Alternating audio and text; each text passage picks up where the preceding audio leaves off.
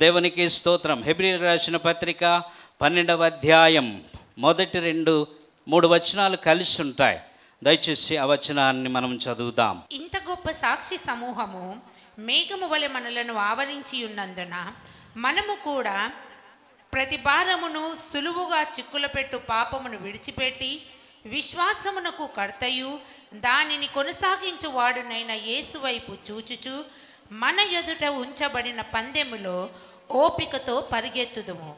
ఆయన తన ఎదుట ఉంచబడిన ఆనందము కొరకై అవమానమును నిర్లక్ష్య పెట్టి సిలువను సహించి దేవుని సింహాసనము యొక్క కుడి పార్శ్వమున ఆసీనుడై ఉన్నాడు. ఇక్కడ మనము క్రైస్తవ జీవితం, విశ్వాస జీవితం, ఇది భక్తుడు చెప్తూ ఉన్నాడు. మనల్ని గొప్ప సాక్షి సమూహము అబ్జర్వ్ చేస్తుందట.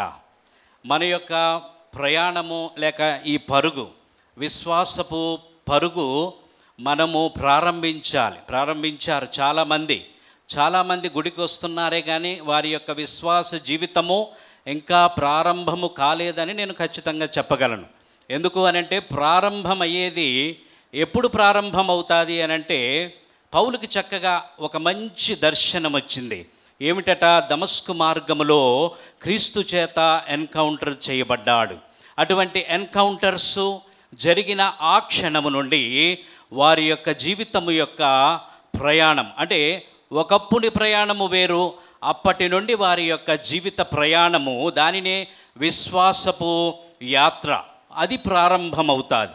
కనుక ఈ యొక్క విశ్వాసపు యాత్రలో ప్రతి విశ్వాసి ఇదొక 100 మీటర్ల పరుగు అనుకోకండి దయచేసి.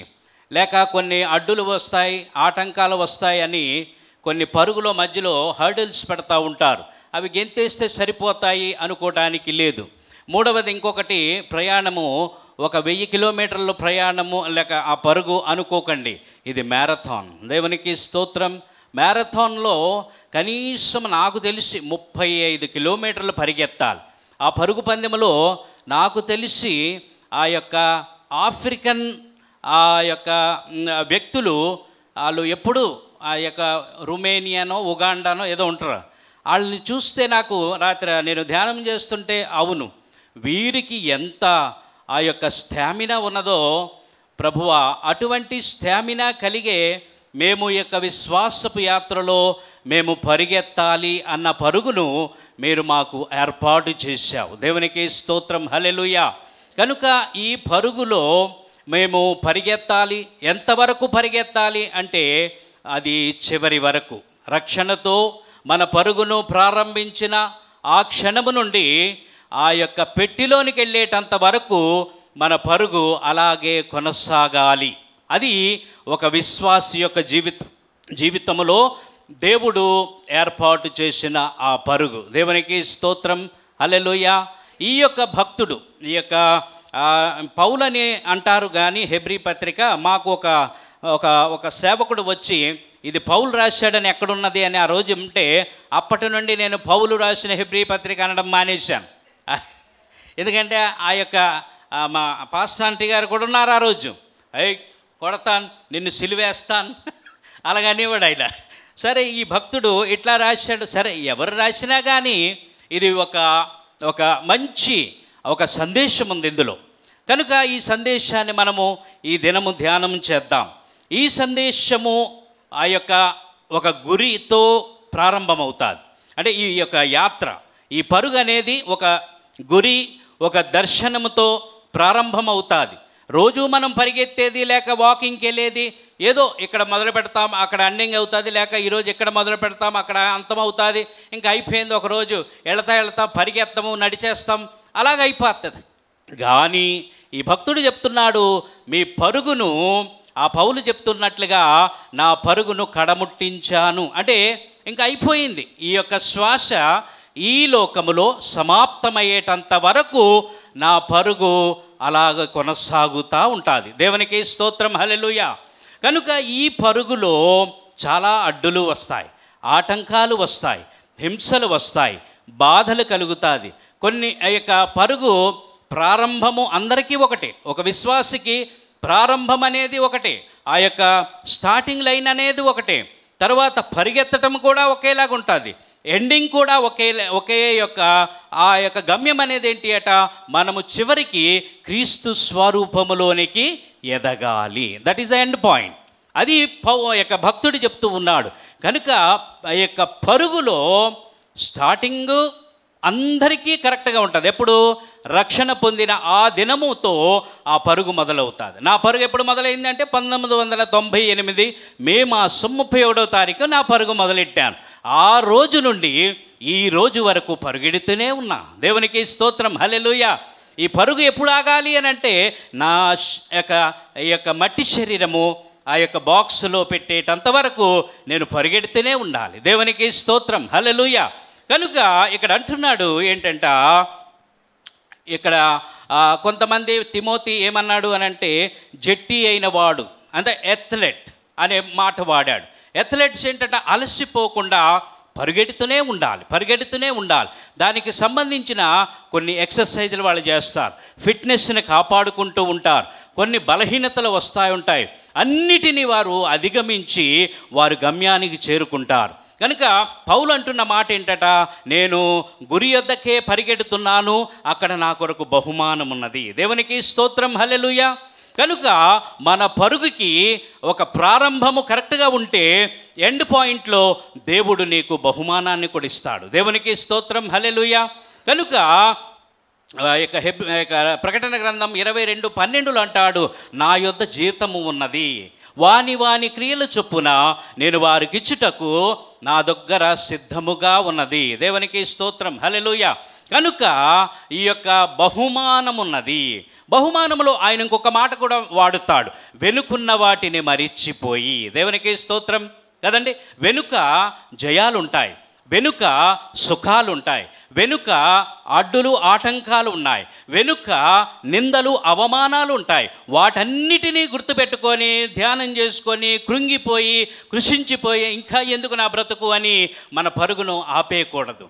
ఏమండి, కొన్ని మంచి జ్ఞాపకాలు ఉంటాయి, కొన్ని దుఃఖకరమైన పరిస్థితులు ఉంటాయి, కొన్ని వేదనకరమైన పరిస్థితులు ఉంటాయి, కొంతమంది నిన్ను నిందించే ఉంటారు, లేక నీవు ఎవరికైనా మేలు చేసే ఆ గొప్ప మంచి అనుభవాలు గుండా ఉంటావు, కాదనటం లేదు. కానీ వాటినే తలంచుకొని నా భార్య లావణ్య అంటూ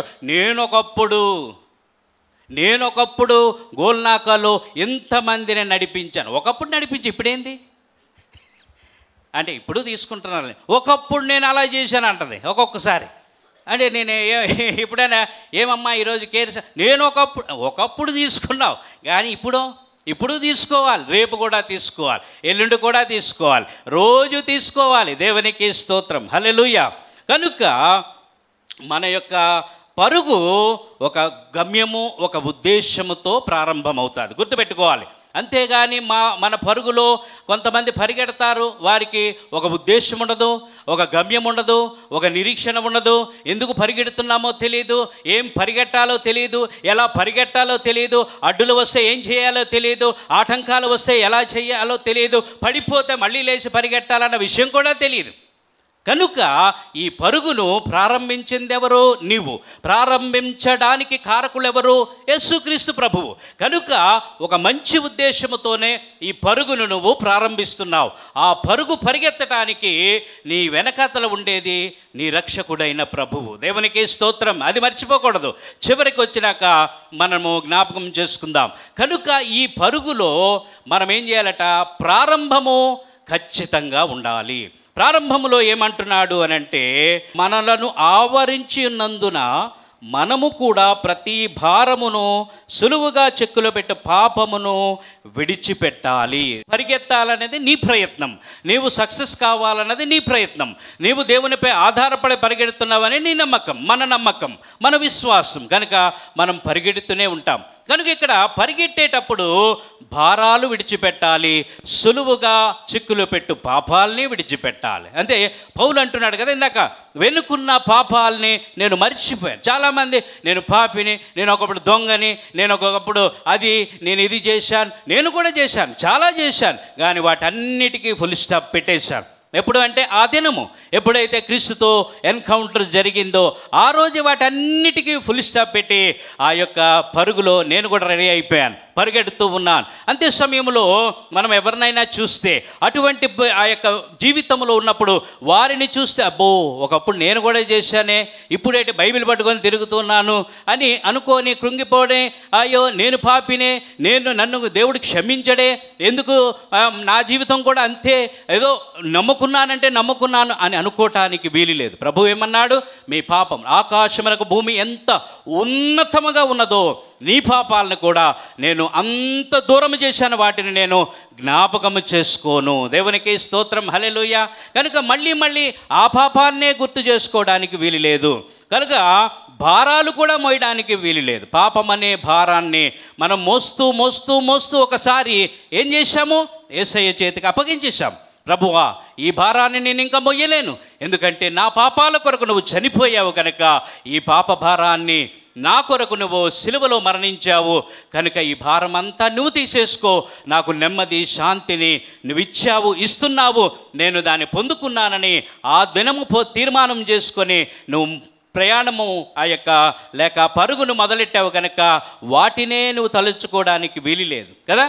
సులువుగా చిక్కులు పెట్టు పాపాలు ఏముంటాయి, నీ చూపుల ద్వారా కలగొచ్చు, నీ యొక్క సహవాసము ద్వారా కలగొచ్చు అన్యులతో, లేక వేరు యొక్క కారణాలను బట్టి, ఆ ధనమును బట్టి, లేక ఈ లోకమైన ఆశలను బట్టి, ఈ లోక కార్యాలను బట్టి, ఈ లోకంలో జరుగుతున్న ఆ పద్ధతులు వాటిని ఆకర్షించి నువ్వు దేవునికి దూరం అయిపోయి నీ జీవితాన్ని పవిత్రగా ఉంచుకోవలసిన నీ పవిత్రమైన జీవితాన్ని నువ్వు మలినం చేసుకుంటున్నావేమో. కానీ ఒక్కసారి నువ్వు ఆలోచన చేయాలి, ఏమిటి అని అంటే వాటిని అన్నిటినీ చూడకుండా కాపాడేది ఏంటి అని అంటే దేవుని వాక్యం. అది కనుక నువ్వు నీ యొక్క హృదయంలో వాక్యం ఉంచుకుంటే అలాగా నువ్వు భారాలు మోయడానికి వీలు లేదు. రెండవది ఏమిటి అంటే ఏ పాపానికైనా నీవు చోటు ఇవ్వడానికి ఆస్కారము కూడా లేదు. దేవునికి స్తోత్రం, హల్లెలూయా. కనుక సులువుగా పెట్టు భారాల్ని లేక భారాన్ని లేక ఈ పాపాన్ని మనం ఎన్నడూ జ్ఞాపకం చేసుకోకూడదు, ఎన్నడూ వాటి వైపు మన దృష్టి మళ్లించకూడదు.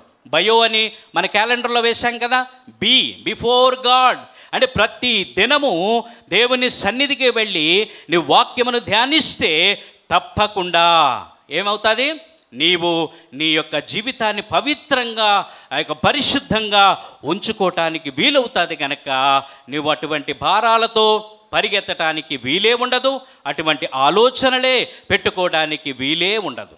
రెండవది ఏమంటున్నాడు అనంటే ఈ పరుగులో కావలసినది ఓపికతో పరిగెత్తాలి. దేవునికి స్తోత్రం. రెండవది మన విశ్వాసపు ఈ యొక్క పరుగులో ఓపిక అనేది చాలా అవసరం. కనుక క్రైస్తవ జీవితంలో విశ్వాస జీవితంలో ఓర్చుకోవటం చాలా మంచిది. ఓపిక కలిగి పరిగెత్తాలి, అంతేగాని పరుగు ఉన్నది కదా అని పరిగెత్తి తొందరగా పరిగెత్తి నేను అలసిపోయి అక్కడ పడిపోతే ఏ ప్రయోజనం లేదు. ఓపిక కావాలి. ఓపిక ఎలాగొస్తుంది నీకు, ప్రార్థిస్తే వస్తుంది. ఓపిక నీకు ఎలాగొస్తుంది, వాక్యం చదివితే వస్తుంది. ఓపిక నీకు ఎలాగొస్తుంది, ఎవరైనా నీకు తిడితే వస్తుంది. దేవునికి స్తోత్రం, హల్లెలూయా కదండి. కనుక నీవు ఓపికతో పరిగెత్తటము నేర్చుకోవాలి. ఎందుకంటే ఓపిక ఎందుకు అవసరం అనంటే ఈ పరుగులో నీకు అనేకమైన అడ్డంకులు వస్తాయి, ఈ పరుగులో నీకు అవమానాలు కలుగుతాయి, ఈ పరుగులో నిన్ను అనేక మంది నిందించేవారు ఉంటారు, ఈ పరుగులో నిన్ను నిరుత్సాహపరిచేవారు ఉంటారు. ముఖ్యంగా సాతానుడు ఎక్కువగా నిరుత్సాహపరుస్తాడు. కనుక వాడిని నువ్వు ఎదిరించాలి అనంటే వాక్యము చేత నువ్వు నింపబడాలి. దేవునికి స్తోత్రం, హల్లెలూయా. వాక్య ధ్యానములో నువ్వు ఎక్కువ సమయం గడపాలి. ప్రార్థించే సమయాన్ని నీవు ఆ యొక్క సమయాన్ని నీ జీవితంలో పెట్టుకున్నావు అంటే నిన్నెవ్వరూ బాధ పెట్టలేరు, ఎవ్వరూ నిన్ను అధిగమించలేరు. దేవునికి స్తోత్రం. కనుక శ్రమలు వస్తాయి, బాధలు కలుగుతాయి, హింసలు వస్తాయి. ఆ ఓపిక అనేది ఉండాలి. దేవునికి స్తోత్రం, హల్లెలూయా. పౌలు అంటున్నాడు, నేను ఓపికతో నా యొక్క పరుగును కడముట్టించి తిని. దేవునికి స్తోత్రం. ఓపిక ఉంటే నీ విశ్వాసము కూడా పెరుగుతుంది. ఎందుకంటే ఓపిక ద్వారానే నీ విశ్వాసాన్ని నువ్వు కాపాడుకోగలవు. దేవునికి స్తోత్రం, హల్లెలూయా. కనుక ఓపికతో నువ్వు పరిగెత్తటము నేర్చుకోవాలి. దేవునికి స్తోత్రం. ఏ పనైనా ఓపికతో చేస్తే అది అందంగా తీర్చబడతాది. ఫర్ ఎగ్జాంపుల్, ఆ యొక్క అల్లిక పని చేసేవారు, కుట్టు పని చేసేవారు, లేక క్రాఫ్టింగ్ చేసేవారు చాలా చక్కగా ఓపికతో నిదానంగా ఆ సూదిలో దారం వేసి ఆ యొక్క క్రాఫ్ట్ వచ్చేటంత వరకు, లేక ఆ డ్రాయింగ్, మా పాప మంచి డ్రాయింగ్ వేస్తూ ఉన్నది ఈ మధ్యకాలంలో, ఆ ఓపికతో అన్ని చక్కగా కొంత టైం పడుతుంది. ఆ ఓపిక లేకపోతే నువ్వేటేటో గీసేస్తూ ఉంటే అది అందంగా తయారవ్వదు. కనుక ఏదైనా కానీ ఓపికతో, ఒక మొక్కలు నాటి దాన్ని మంచిగా ఫలాలు వచ్చేటంత వరకు నీకు ఓపిక కలిగి దాని కొరకు నువ్వు ఎదురు చూడాలి. దేవునికి స్తోత్రం. సమయం పడుతుంది, కొంత ఖర్చు అవుతుంది, కొంత ఆ యొక్క సామర్థ్యం ఖర్చు అవుతుంది, నీ శక్తి ఖర్చు అవుతుంది, నీ దగ్గర ఉన్న డబ్బులు కూడా ఖర్చు అవుతాయి. ఏది ఏమైనా కానీ నీ యొక్క విశ్వాసపు ఈ ప్రయాణంలో ముందుకు సాగాలి అని అంటే అది ఓపిక అనేది అవసరం. దేవునికి స్తోత్రం. హల్లెలూయా. కనుక ఓపిక అనేది ఎప్పుడు నేర్చుకుంటాము అనంటే యేసు ప్రభు యొక్క జీవితమే మనకు మంచి ఉదాహరణ. కనుక ఆయన ఏం చేశాడు? ఆయన పగలంతా పని చేశాడు, దేవుని రాజ్య సువార్తను ప్రకటించాడు. దాని కొరకే నేను వచ్చానని ఒకసారి ప్రభువుకి ప్రార్థిస్తూ యోహాను సువార్త 17వ అధ్యాయం 4వ వచనములు అంటున్నాడు, ప్రభువా నీవిచ్చిన పనంతటిని నేను సమాప్తము చేసి నిన్ను ఘనపరిచితిని అన్నాడు. ఎంత మంచి మాట. దేవునికి స్తోత్రం. హల్లెలూయా. అందుకే పౌలు కూడా అంటున్న మాట ఏంటట, 2వ తిమోతి పత్రికలో అంటాడు 4:7 నా పరుగును కడముట్టించాను. దేవునికి స్తోత్రం. హల్లెలూయా. చూడండి, వారి యొక్క ప్రయాణము ఎంత చక్కగా సాగింది అని అనడానికి లేదు. ఎందుకంటే పౌలు అంటున్నాడు, నేను ఒకప్పుడు హింసకుడను, దూషకుడను, హానికరుడను, అనేకులను చంపాను, అనేకులను ఆటంకపరిచాను, అనేకులను కొట్టాను, తిట్టాను. అయినా కానీ ప్రభు యొక్క మహాకృపను బట్టి నన్ను ఎన్నుకున్నాడు. ఆ పని కొరకైనా ఆ తీర్మానం నేను కలిగి ఉన్నాను, ఆ పని కొరకైనా ఆ యొక్క సిద్ధపాటు నేను కలిగి ఉన్నాను. ఆ దర్శనము చొప్పున నేను నా పరుగును అంతము వరకు కొనసాగించాను. దేవునికి స్తోత్రం. ఎంత మంచి మాట చూసారా? ఆ పరుగు అనేది వారు స్టార్టింగ్ చాలా మంచిగా ఉంటుంది, మంచిగా ఉన్న పరుగు చక్కగా కొనసాగుతుంది అనడానికి లేదు. కొంతమందిని పరుగులో దేవుడు ఏం చేస్తాడు, కొన్ని రూట్లు గుండా తీసుకెళ్తాడు. ఎందుకు అనంటే ఆ రూట్లో వాళ్ళకి తీసుకెళ్తే ఆ యొక్క కష్టాల ద్వారా ఒక పాఠాన్ని వాళ్ళు నేర్చుకుంటారు. ఆ రాళ్ల ద్వారా వెళ్ళినప్పుడు, ఆ యొక్క వాటి ద్వారా ఆ ముళ్ళు గుచ్చినప్పుడు, లేక ఆ యొక్క లేక ఏదైనా హింస కలిగినప్పుడు, లేక ఏదైనా శరీరానికి బాధ కలిగినప్పుడు, ఏదైనా ఉపద్రవము వచ్చినప్పుడు ఎందుకు అది అనుమతిస్తూ ఉన్నాడు అనంటే అది నీ మేలు కొరకే. దేవునికి స్తోత్రం. హల్లెలూయా. ఆ కష్టము, ఆ బాధ, ఆ ఇరుకు, ఆ ఇబ్బంది, ఆ కన్నీరు, ఆ వేదన, ఆ యొక్క శ్రమ గుండా దేవుడు నిన్ను తీసుకెళ్ళకపోతే నీవు ఆ విశ్వాసాన్ని ఆ యొక్క పెంపార చేసుకోలేవు. అదే సమయంలో వాటి ద్వారా నీవు ఓపికను కూడా నేర్చుకోలేవు. దేవునికి స్తోత్రం. హల్లెలూయా. కనుక మనం మొట్టమొదటిదే పాపాన్ని లేక ఆ యొక్క భారాన్ని విడిచిపెట్టాలి. రెండవది ఓపికతో పరిగెత్తాలి. మూడవది పరుగులో ఏముండాలట? డిసిప్లిన్ ఉండాలి. దేవునికి స్తోత్రం. హల్లెలూయా. డిసిప్లిన్ ఉండాలి. 5-6 వచనాలు చదివితే, నా కుమారుడా, ప్రభువు చేయు శిక్షను తృణీకరించకుము, ఆయన నిన్ను గద్దించినప్పుడు విసుకకుము. ప్రభువు తాను ప్రేమించు వారిని శిక్షించి తాను స్వీకరించు ప్రతి కుమారుని దండించును అని కుమారులతో సంభాషించినట్లు మీతో సంభాషించుచు ఆయన హెచ్చరికను మరచితిరి. దేవునికి స్తోత్రం. ఇందాక ఓపిక గురించి మాట్లాడితే కొంతమంది భక్తులు ఉన్నారు కదండి, ఇక్కడ హెబ్రీ పత్రికలోనే ఉన్నారు కదా. ఆ 11వ వచనంలో విశ్వాసపు ఆ పట్టీలో 32 మంది ఎంతమంది అని చెప్తారు. ఆ యొక్క ఓపిక మనకు ఒక ఉదాహరణ. అందుకే ఆ యొక్క పౌలు భక్తుడు రోమా పత్రిక 15వ అధ్యాయం 4వ వచనంలో అంటాడు, ఈ వచనాలన్నీ మీకు బోధ కలుగుటకు అన్నాడు. అదే 1 కొరింథీ పత్రిక 11వ అధ్యాయం 10వ వచనములు అంటాడు, ఈ వచనాలు లేక ఇవన్నీ వ్రాయబడ్డాయి దేని కొరకు అంటే మీకు బుద్ధి కలగడానికి. అక్కడ బోధ కలగడానికి అన్నాడు, ఇక్కడ బుద్ధి కలగడానికి అన్నాడు. మీరు తర్వాత చదువుకున్న రిఫరెన్స్లు. అది ఎందుకు అనంటే ఈ పరుగులో మొట్టమొదట ఉన్నవారు హనోకు మొదలుకొని మోషే, అబ్రాహాము, తర్వాత ఆ యొక్క యెహోషువ, కాలేబులు, తర్వాత దావీదు, తర్వాత యేసు ప్రభువు, తర్వాత పేతురు, తర్వాత పౌలు పేతురు, వీళ్ళందరూ ఆ పరుగును ఏం చేశారట? అంతము వరకు వారు కొనసాగించారు, మధ్యలో ఆగిపోలేదు. దేవునికి స్తోత్రం, హల్లెలూయా. వారి కొరకు ఆ యొక్క పట్టీలో వీరిని కూడా వ్రాయించాడు అని అంటే వారు చూపించిన ఆ ఓర్పు చూడండి. ఆ మోషే గారికి మీరు ట్రైనింగ్ అంటున్నారు కదా, 40 సంవత్సరాలు ఐగుప్తులో బ్రతికాడు, 40 సంవత్సరాలు ట్రైనింగ్ ఇచ్చాడు ప్రభు. దేవునికి స్తోత్రం. ఆ తర్వాత 40 సంవత్సరాలు ఇశ్రాయేలుకి నాయకుడిగా నడిచాడు. టోటల్ 120 సంవత్సరాలు మీరు చూసుకోండి కదండి. ఇక్కడ ఒక సంవత్సరం అయిపోతే విన్నాంలే అండి, ఏమొచ్చి నీకు అడిగితే ఒక్కటి చెప్పలేవు. మీరు లావణ్య మిమ్మల్ని అడగను, అమ్మో మీరు అందరూ చాలా మంచివాడు. నేను మా లావణ్య సిస్టర్ని అడుగుతాను, ఏది ఒక్క నిమిషం సాక్ష్యం చెప్పు, ఏది ఈ కార్డు చెప్పు అని అడుగుతూ ఉంటా. నిన్నటి దినము మా చిన్న పాప నాకు ఒకటే అడుగుతూ ఉంది, ఈ కార్డు చెప్పు, వర్డ్లెస్ బుక్ చెప్పాను నేను. ఆమె అడుగుతూ ఉంది, డాడీ నాకు చెప్పిది, ఇది నాకు రావటం లేదా అని అంటుంది. నేను గొప్ప చెప్పటం లేదు కానీ నిన్న మధ్యాహ్నం కూర్చొని ఆ ప్రార్థన అయిపోయింది, ఆమెకు ఈ కార్డు చెప్పాను, తర్వాత వర్డ్లెస్ బుక్ చెప్పాను. ఏమండి, మోషే అంతటి మహాభక్తుడు దేవుని ప్రత్యక్షత అందుకున్నాడు, దేవుని సన్నిధిలో ఆజ్ఞలు అందుకున్నాడు, ఇశ్రాయేలు జనాంగానికి నడిపించడానికి ఒక మంచి నాయకుడిగా తీర్చబడడానికి దేవునికి ఎంతకాలం పట్టింది? 40 సంవత్సరాలు ఆయన్ని ట్రైనింగ్ ఇస్తే 4 నెలలు నేర్చుకున్న తర్వాత నాకు అంతా వచ్చండి, నాకెందుకండి ట్రైనింగు, నాకెందుకండి ఈ యొక్క ట్రైనింగ్ అంటారు. ఏమండి, అడిగితే ఒక్కటి కూడా చెప్పలేరు. దేవునికి స్తోత్రం, హల్లెలూయా. ఎందుకంటే ఈ యొక్క ఓపిక అనేది వారిని చూచైనా నేర్చుకోవాలని, మనకు బుద్ధి కలగడానికి, బోధ కలగడానికి ఈ పరిశుద్ధ గ్రంథాన్ని దేవుడు మనకి ఇచ్చిన్నాడు. దేవునికి స్తోత్రం, హల్లెలూయా. కనుక ఓపిక వారి నుండైనా మనం నేర్చుకోవాలి. వారు ఎన్ని హింసలు పడ్డారు, ఎన్ని నిందలు పడ్డారు, ఎన్ని అవమానాలు గుండా వెళ్ళారు, ఎంతో శ్రమ పడ్డారు, కన్నీరు విడిచారు, దేవుని సన్నిధిలో మొర్ర పెట్టారు, సాష్టాంగపడ్డారు, ప్రభువా ప్రజల కొరకు విజ్ఞాపన చేశారు, ఎన్నో బాధలు అనుభవించారు. వారి యొక్క మాదిరి మనకు మేలుకరమైనది కాదా? దేవునికి స్తోత్రం, హల్లెలూయా. కనుక ఓపిక అనేది అవసరం. మూడవది ఏంటట? డిసిప్లిన్ అనేది అవసరం. ఇక్కడ అంటున్నాడు,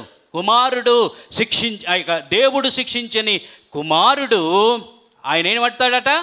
దేవుడు శిక్షిస్తాడే కానీ. అందాక మొన్న లాస్ట్ వారం బిషప్ గారు కూడా చెప్పారు, 118వ కీర్తన 8వ వచనం ఏదో అనుకుంటారు, దేవుడు నన్ను కఠినముగా శిక్షించను కానీ మరణానికి అప్పగించలేదు. దేవునికి స్తోత్రం. ఇర్మియా గ్రంథములో కూడా అంటాడు, నీవు కన్నెర్ర చేస్తే నేను నశించిపోతాను కానీ కోపగించి నన్ను మందలించు అంటాడు. దేవునికి స్తోత్రం, హల్లెలూయా. కనుక దేవుని వాక్యము నిన్ను ఏం చేస్తుందట? బుద్ధి తెస్తుంది. దేవుని వాక్యము నీకు బోధ చేస్తుంది. కనుక ఈ వాక్యాన్ని కనుక మీరు ధ్యానం చేస్తే నువ్వు ఒక క్రమశిక్షణ నేర్చుకుంటావు. ఏది మనకు ఆ క్రమశిక్షణ? ఏమైనా ఆరాధనకు వస్తున్నామా టైంకి? ఈరోజు అదే బోధ చేశాం. ఈ వచనం కాదు కానీ వేరేది వచనం చెప్పాను. క్రమముగా ఆరాధనకి రావటం మనకు అలవాటైందా? క్రమముగా ఫాస్టింగ్ ప్రేయర్ చేయడం అలవాటైందా? క్రమముగా దేవుని యొక్క బిడ్డలతో సహవాసం, అదే కేర్సల్కి క్రమముగా వెళ్ళటం అలవాటైందా? ఆ యొక్క దేవుని యొక్క కోడికలు, ఉపవాస ప్రార్థనలే కావచ్చు, సంఘ ప్రార్థనే కావచ్చు, ఆరాధనే కావచ్చు, కేర్సల్లే కావచ్చు, సహవాసపు కోడికలే కావచ్చు, క్రమముగా దేవుని యొక్క మందిరానికి వెళ్ళడే ఆ క్రమశిక్షణే మనకు వచ్చిందా? ఏవండి, పరుగులో ఇవన్నీ మనము నేర్చుకోవాలి. దేవునికి స్తోత్రం, హల్లెలూయా. క్రమముగాను వెళ్ళాలి, క్రమముగాను వంగోవాలి, క్రమముగా మోకరించాలి. అదే సమయంలో నీవు నీ జీవితంలో భయోని కలిగి ఉన్నావా? దేవునికి స్తోత్రం. ఐవో తక్కన పెడదాం, బి అనేది చాలా ఇంపార్టెంట్. ఎందుకంటే ప్రతి దినము దేవుని సన్నిధిలో ఒక లేక సమయములో కాలము గడిపి దేవుని స్వరాన్ని, ఆ క్రమమైన మనకుందా? దేవుని వాక్యాన్ని చదివి దేవుని స్వరాన్ని వినే ఆ యొక్క నియమమైనా ఉందా? దేవుని వాక్యాన్ని ధ్యానము చేసుకునే ఆ నియమమైనా మనకుందా? దేవునికి స్తోత్రం. రెగ్యులర్గా ప్రార్థన చేసే ఆ క్రమమైనా మనం నేర్చుకున్నామా? చూడండి, ఈ పరుగులో ఇవన్నీ దేవుడు మనకు నేర్పిస్తాడు. దేవునికి స్తోత్రం, హల్లెలూయా. కనుక ఈ పరుగు అనేది మన మేలు కొరకే, అంతేగాని మనకు ఏదో పరుగులో ఏంది ప్రభువా, ఇన్ని కష్టాలేంటి, ఇన్ని బాధలేంటి, ఇంత సమయం ప్రార్థన చేయాలా, ఇంత సమయం వాక్యం ధ్యానించాలా, రోజు ధ్యానించాలా, రోజు సహవాసం ఉండాలా, రోజు ప్రార్థనకి వెళ్ళాలా, రోజు ఉపవాసం ఉండాలా అన్నది కాదు. నువ్వు ఒక దినాన్ని లేక ఒక సమయాన్ని, ఒక స్థలాన్ని నువ్వు కేటాయించుకొని నీ పరుగులో ముందుకు సాగాలి. దేవునికి స్తోత్రం, హల్లెలూయా. కనుక అటువంటి ఆ పరుగులో నీకు క్రమం అనేది అబ్బుతుంది, క్రమముగా నువ్వు పరిగెత్తాలి. నాలుగవది చివరిది ఏమిటి అని అంటే అక్కడ ఏమంటున్నాడు, యేసు వైపు చూస్తూ అన్నాడు. దేవునికి స్తోత్రం. 2వ వచనములో ఏమంటున్నాడు, విశ్వాసమునకు కర్తయు దానిని కొనసాగించువాడునైనా యేసు వైపు చూచుచు. దేవునికి స్తోత్రం, హల్లెలూయా. మన చూపు, మన దర్శనము, మన బైబిల్ ఫలంలో చెప్తాము కదా, దేవుడు పిలిచిన ఆ పిలుపు కొరకైన కోరిక, క్రమశిక్షణ, తీర్మానము, ఈ 3 ఉన్నాయో లేదో నాకైతే డౌట్. దేవునికి స్తోత్రం, హల్లెలూయా. ఇక్కడ ఏమంటున్నాడంటే మన గురి, మన యొక్క చూపు, మన దర్శనము ఒకటే, యేసు. దేవునికి స్తోత్రం. మన విశ్వాస జీవితము క్రైస్ట్ సెంటర్డ్ లైఫ్. దేవునికి స్తోత్రం. ఎక్కడికి వెళ్ళినా, ఏది ఉన్నా, ఏది లేకపోయినా పౌలు అంటాడు, ఆ ఒక్కటే నా గురి. ఏమిటా ఒక్కటి? ఆయన ఒక్కటే.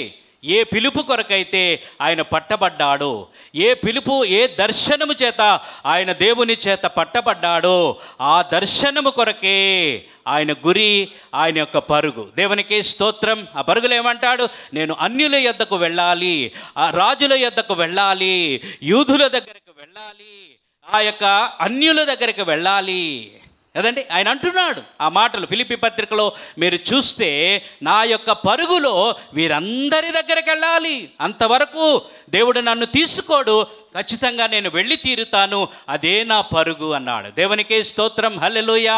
ఇంకా మనము మన గురి, మన దర్శనము, మన యొక్క టార్గెట్ ఏమిటి అని అంటే యేసు. దేవునికి స్తోత్రం, హల్లెలూయా. కనుక మన పిలుపు యేసు, మన దర్శనము యేసు, మన గురి యేసు, మన యొక్క అల్టిమేట్ గోల్ కూడా యేసే. దేవునికి స్తోత్రం. చివరికి ఏమన్నాను, యేసు స్వరూపములోనికి నీవు నేను ఎదగాలి. ఒక మంచి మాట బిషప్ గారు చెప్తూ ఉంటారు, ఒక విశ్వాసిగానే నేను వచ్చాను ఇక్కడికి. ఏమండి, ఆయన ఒక స్థాయి నుండి ఒక స్థాయికి వెళ్ళాలి. చూడండి, ఇక్కడ చాలా సంఘాలు, 98% సంఘాలలో ఈ పుల్పిట్ ఎక్కి వాక్యం చెప్పడానికి ఎవ్వరికీ అవకాశం ఉండదు, సామాన్యమైన విశ్వాసులకి. చూడండి, ఇక్కడ బిషప్ గారు, బిషప్ అమ్మగారు ముందు చూస్తున్నారు, తోటాలు లేదు, వాళ్ళ చేతులు ఏమీ లేదు కానీ చూస్తున్నారు. వారి ముందు వాక్యం చెప్పటం అనే ఆ మంచి అవకాశము ఎవరిస్తారు చెప్పండి? అది దేవుని యొక్క మహాకృప, సంకల్పము.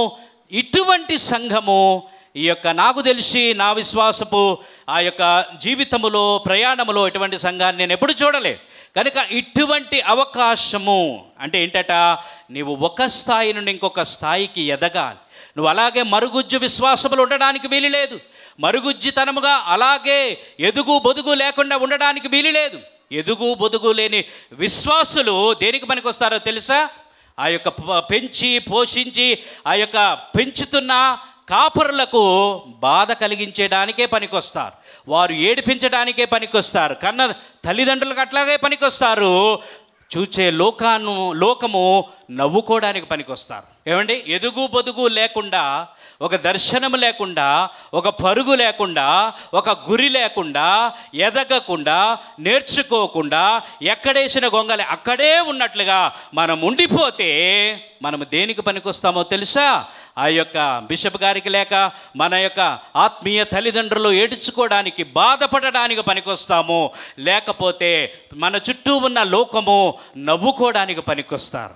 దేవునికి స్తోత్రం. నేను అన్నానని బాధపడకండి, కానీ ఆ తపన, ఆ పరుగులో అవును నేను నేర్చుకోవాలి, నేను ఇలాగే ఉండడానికి వీలు లేదు, నేను లీడర్గానే ఉండడానికి వీలు లేదు, నేను అలా విశ్వాసిగా ఉండడానికి వీలు లేదు. చాలామంది చూస్తాను 18 సంవత్సరాల క్రైస్తవ జీవితం అండి, 25 సంవత్సరాల క్రైస్తవ జీవితం అండి, మా పాస్టర్ గారండి, మా తాతగారు బిషప్ గారండి, మా నాన్నగారు రెవరెండ్ అండి, మా తాతగారు రైట్ రెవరెండ్ అండి, అది ఇది చెప్తాము. ఏది ప్రార్థన చేయండి, అయ్యి బాబోయ్ ప్రార్థన వద్దండి, నాకు రాదండి, అల్లలకి ఇవ్వండి, వీళ్ళకి ఇవ్వండి అని సలహా ఇస్తారు. పైగా ఏమండి ఏదైనా ఒక 2 సందేశం మాటలు చెప్పండి, అయ్యి బాబోయ్ ఏమండి మాకొద్దండి, మీరు చెప్పేయండి.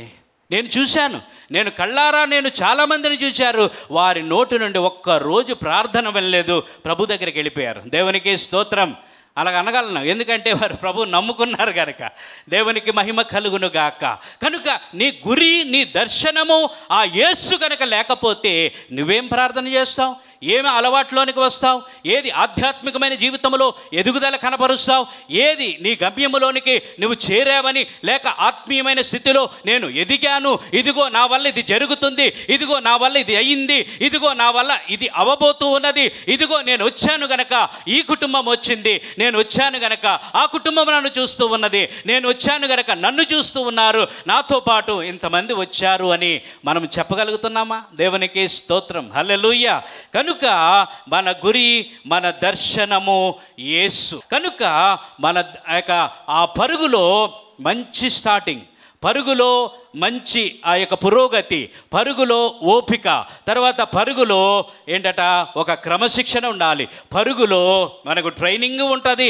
దేవుడు మనకు అనేక విధాలుగా ట్రైనింగ్ ఇస్తూ ఉంటాడు, డిసిప్లిన్ చేస్తూ ఉంటాడు, మనల్ని చక్కదిద్దుతూ ఉంటాడు, మనల్ని బాగు చేస్తూ ఉంటాడు, దెబ్బలు కొడుతూ ఉంటాడు, పడిపోతే మనల్ని లేపుతూ ఉంటాడు, మనల్ని బాగు చేస్తూ ఉంటాడు, కొంత క్రీమ్ పెడుతూ ఉంటాడు, కొంత భయంకరమైన సమస్యలు గుండా వెళుతూ ఉంటాము, అయినా కానీ దేవుడు మనల్ని విడిచిపెట్టాడు. దేవునికి స్తోత్రం. హల్లెలూయా. కనుక మన పరుగును అలాగా కొనసాగిస్తూనే ఉండాలి. ఇక్కడ ఐపీఎల్ మ్యాచ్లు ఈ మధ్యకాలం జరుగుతున్నాయి కదండి. ఐపీఎల్ మ్యాచ్లో ఫుల్గా జనాలు ఉంటారు. జనాలు ఉండి ఓ ఓ ఓ చప్పట్లు కొడుతూ ఉంటారు, వారిని ఎంకరేజ్ చేస్తూ ఉంటారు. నాకు తెలిసి అందులో 90% మంది ఎప్పుడూ క్రికెట్ బ్యాటే పట్టి ఉండరు. నాకు తెలిసి ఎవరు ఆ ఆట ఆడే ఉండరు నాకు తెలిసి. కానీ అక్కడికి వెళ్తే కమాన్ ఎత్తు, పట్టుకో, గెంతు, రకరకాలైన బాధలు వాళ్ళు పడుతూనే ఉంటారు. ఆట ఆడేవాడు ఆడుతూనే ఉంటాడు. కానీ ఇక్కడ మన ఆట చూడటానికి ఎవరున్నారట? గొప్ప సాక్షి సమూహం ఉన్నది. అది చాలా ఇంపార్టెంట్. దేవునికి స్తోత్రం. హల్లెలూయా. మన చుట్టూ ఎవరున్నారట? మోషే గారు ఉన్నారు, ఏలియా గారు ఉన్నారు, యెహోషువ గారు ఉన్నారు, కాలేబు గారు ఉన్నారు, దావీదు గారు ఉన్నారు, వారందరూ పౌలు గారు ఉన్నారు, పేతురు గారు ఉన్నారు, యోహాను గారు ఉన్నారు, వారందరూ కూడా మనల్ని చూస్తూ ఉన్నారు. కమాన్ నా ప్రియ ఆ యొక్క బిషప్ గారు, లేక వరకుమార్ బ్రదర్ జేమ్స్ గారు, ప్రభుదాస్ గారు, కమాన్ మీరు పరిగెత్తండి, మేము చూస్తున్నాం, మేము పోరాడాం, మేము అనుభవించాం, మా అనుభవాలు మీకు పనికి వస్తాయి. కమాన్. దైవ సేవకుల ద్వారా వర్తమానాలు వస్తాయి, ఆ దేవుని ద్వారా మంచి హెచ్చరికలు వస్తూ ఉంటాయి, దేవుని మాటల ద్వారా నువ్వు ప్రేరేపించబడతా ఉంటావు, దేవుని కూడికల ద్వారా దేవుని సన్నిధికి వెళతావు, దేవుని ద్వారా మేలు పొందుతూ ఉంటావు, దేవుని ద్వారా ఆత్మీయ ఆహారమును పొందుతూ ఉంటావు. కనుక నీ పరుగును ఇంకెనక్క చూడవు. దేవునికి స్తోత్రం. నన్ను చూస్తున్న భక్తులు గొప్పవారు, నన్ను చూస్తున్న భక్తులు వారు పోరాడారు, వారి పరుగును కడముట్టించారు, అంతము వరకు వారి విశ్వాసాన్ని కాపాడుకున్నారు, అంతము వరకు మాకు మాదిరిగా వారు కనపరుస్తున్న ఆ మార్గములో నేను వెళతాను, ఎందుకంటే మా పితరులు గొప్పవారు. దేవునికి స్తోత్రం. హల్లెలూయా. హల్లెలూయా. వారు చూస్తున్నారు. అదే సమయములో దేవుడు మొదలుపెట్టాడు కదమ్మా ఆ పరుగును, మనతో స్టార్ట్ చేశాడు కదా. ఎవరు చేశారు?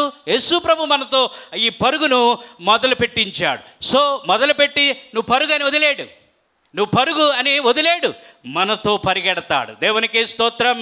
హల్లెలూయా. నువ్వు చింతపడినప్పుడు ఆయన నీతో చింతపడతాడు, నువ్వు బాధపడినప్పుడు ఆ బాధ నాదని అనుగ్రహిస్తాడు, నీవు అవమానం పొందినప్పుడు అవమానములన్నీ నావనన్ను ఎంచుకుంటాడు. దేవునికి స్తోత్రం. హల్లెలూయా. కనుక ఆ యేసు నీతోనే ఉంటాడు. నువ్వు భయపడవద్దు. నీ విశ్వాసాన్ని ఏ మాత్రము నువ్వు కృంగిపోవడానికి వీలు లేదు. విశ్వాసములో అలిగి ఆ యొక్క చల్లారిపోవడానికి వీలు లేదు. ఎందుకంటే నీతో కూడా పరిగెత్తడానికి నీ ప్రభువు నా ప్రభువు నీతో ఉన్నాడు, నా ప్రభువు నాతో ఉన్నాడు. మనందరితో కూడా మన ప్రభువు పరిగెడుతూనే ఉన్నాడు. దేవునికి స్తోత్రం. గట్టిగా చప్పట్లు కొడదాం. హల్లెలూయా. కనుక నువ్వు ఒక్కడవే పరిగెట్టడం లేదు, నీతో కూడా నిన్ను నన్ను రక్షించిన మన ప్రభువు చివరి వరకు మనతో పరిగెడతాడు. ఎందుకు పరిగెడతాడు? మనమేదో పరిగెట్టి మనకేదో బహుమానం వచ్చిందంటే నువ్వేమంటావు? నేను పరిగెత్తాను, నేను చేశాను, నా వల్లే జరిగింది, నేనైతే పరిగెత్తగలిగాను, నేను చేశాను, నా బలము చేసింది, నా జ్ఞానంతో నేను చేశానని నువ్వు అనుకుంటావు. అందుకే ప్రభు నిన్ను విడిచిపెట్టాడు. దేవునికి స్తోత్రం. హల్లెలూయా. నీతో కలిసి పరిగెత్తిన ఆ ప్రభువు రా బలా నమ్మకమైన మంచి దాసుడా, ఈ కొంచెములో నువ్వు నమ్మకముగా ఉన్నావు గనుక ఇదిగో నీ బహుమానం. దేవునికి స్తోత్రం. హల్లెలూయా. కనుక ఈ యొక్క భక్తుడు రాస్తూ ఉన్నాడు, ఇంత గొప్ప సాక్షి సమూహము మనలను ఆవరించి ఉన్నది. భయపడవద్దు, భయపడవద్దు. వారేదో అంటారని, వీరేదో అంటారని, నీ యొక్క అన్నలేమంటారని, తమ్ముడేమంటాడని, నీ బంధువులు ఏమంటారని, నీ స్నేహితులు ఏమంటారని, నీ కులం ఏమంటాదని, నీ మతం ఏదంటాదని నువ్వేమి కృంగిపోవద్దు. ఎందుకు? నీవు నమ్ముకున్న నీ దేవుడు ఆయన సజీవుడైన దేవుడు, నమ్మదగిన ఆయన సహాయకుడు. దేవునికి స్తోత్రం. హల్లెలూయా. నేటి వరకు నేను ఖచ్చితంగా చెప్పగలను, ప్రభువుని ఎరిగి ప్రభువుని నమ్ముకొని ప్రభువుని ఆరాధించడానికి నీవు నీ యొక్క కుటుంబంతో దేవునిని పట్టుకున్న ఆ క్షణము నుండి చివరి వరకు నువ్వైతే విడిచిపెట్టొచ్చు కానీ దేవుడు నిన్ను విడిచిపెట్టడు. దేవునికి స్తోత్రం. ఒక సజీవ సాక్ష్యం. మా కాలనీలోనే ఒక తల్లి గారు ఉంటారు. ఆ యొక్క తల్లి భర్త గారు చాలా మంచి రియల్ ఎస్టేట్ బిజినెస్ చేశారు, చాలా గొప్ప కంపెనీలు స్థాపించారు. చివరికి ఆయన కిడ్నీలు ఫెయిల్ అయ్యి చనిపోయాడు. చనిపోయిన వెంటనే ఈమె పాపము ఇంకా ఏం చేయాలో తోచని పరిస్థితి. తల్లిదండ్రులు పట్టించుకోలేదు, అక్కలు ముగ్గురు అక్కలు పట్టించుకోలేదు, ఎవ్వరు నాన్నవారు లేరు. ఆమె అప్పుడు తన జీవితాన్ని కొనసాగించింది. ప్రభు నమ్ముకుంది, నా ప్రభు నన్ను విడిచిపెట్టడని ఆమె కొనసాగించింది. ఇడ్లీ బండి పెట్టింది, కేటరింగ్ చేసింది. ఆ తర్వాత పిల్లల్ని చదివించుకుంది. 2 పిల్లలు, ఒక బాబు అమెరికాలో ఉంటున్నాడు, పాప SBI మేనేజర్గా ఉంటుంది. తమ విశ్వాసాన్ని కాపాడుకుంది. చివరి వరకు, ఈ రోజు వరకు ఆమె అనేకులకు ఆశీర్వాదకరంగా ఉంది. దేవునికి స్తోత్రం. మా జీవితంలో కూడా అదే జరిగింది. మేము ఒకనొక సమయంలో ఒక హైందవ కుటుంబంలో పుట్టాం, జన్మించాం, అన్ని రకాలు చేశాం, కానీ ప్రభువు మమ్మల్ని పట్టుకున్నాడు. ఆ జీవితంలో నెమ్మది లేదు, శాంతి లేదు, సమాధానం లేదు. ఏదో చేస్తున్నామంటే చేస్తున్నాం, వెళ్తున్నాం, చేస్తున్నాం, భక్తి చేస్తున్నాం అన్నా కానీ ఏ నెమ్మది లేదు. కానీ ప్రభు యొక్క మహాకృపను బట్టి మా యొక్క కజిన్ సిస్టర్ ఆ గ్లోరీ మమ్మల్ని ప్రభు యొద్దకు పరిచయం చేసింది. ప్రభుని మేము సొంత రక్షకునిగా 1998 సంవత్సరము మే మాసము 31వ తారీఖు నా యొక్క పాప రోత జీవితాన్ని ప్రభువుకు సమర్పించుకున్నాను. చెడ్డ మాటలు, దొంగతనాలు, అబద్ధాలు, భయంకరమైన పాపంలో జీవిస్తున్న నన్ను ఆ ప్రభు సంధించాడు. నా జీవితానికి సమర్పించుకున్నాను. ఆ దినము నుండి నా ప్రభు నాకు రక్షకుడిగా ఉన్నాడు. ఆయన సన్నిధిలో నా పాపాల కొరకు చనిపోయావు ప్రభువా, నన్ను నీ బిడగా చేర్చుకో అని నా హృదయాన్ని సమర్పించాను. ప్రభు నన్ను అంగీకరించాడు, ఆయన బిడగా చేసుకున్నాడు. ఈ దినము కూడా ప్రభువుకు సాక్షిగా జీవిస్తూ ఉన్నాను. ఒకవేళ ప్రభువును గనక నేను ఎరిగి ఉండకపోతే ఈ దినము నా బ్రతుకేంటో నాకే తెలియదు. కనుక ఇదే మంచి మిక్కిలి అనుకూలమైన సమయము. ఒక్కసారి మీరు ఆలోచన చేయండి, తీర్మానం చేసుకోండి. ప్రభు మిమ్మల్ని ప్రేమిస్తున్నాడు. ఆ విశ్వాసపు పరుగు కొరకు దేవుడు నిన్ను పిలుస్తున్నాడు. కనుక నీ జీవితాన్ని యేసయ్యకు సమర్పించుకో. ఆ యొక్క జీవితాన్ని యేసయ్య ఒక మధురమైన జీవితముగా మార్చబోతూ ఉన్నాడు. అటువంటి కృప, సమాధానము దేవుడు మీ అందరికీ దయచేయునుగాక. ఆమెన్.